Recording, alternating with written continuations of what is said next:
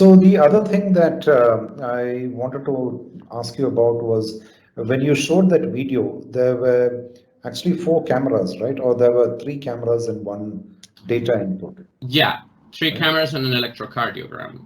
Yeah, the ECG input, right? So, and that was recorded and stored, okay? And after it was stored, then when the student is replaying that, can the student still choose which camera they want to see, or is Yes, that absolutely. Absolutely. Let me show you. I can show you that live. I have that video. I have that video stored here. okay?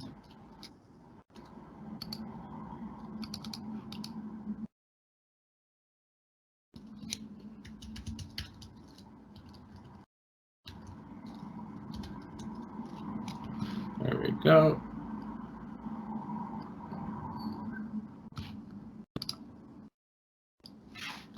So as you can see here, I have a number of comments. I have also a PDF, and whenever I play it, I can pick manually where I want to go.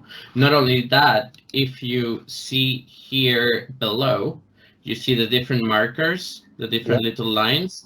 They are the different positions of the different comments and annotations. And one particular thing that I like very, very much is as we move from annotation to annotation, you will see that the highlight on the video on here moves with your particular annotation. So everything is contextualized. You see the highlight on the side of the chapter or the comment move from here to here as the video progresses. So the timeline will start automatically going down with you so that you know at which point of the video what person made what comment as well. And on the slide side, when you have slides, evidently this video has none. When you have the slides, each slides is highlighted at the right point of the playback time.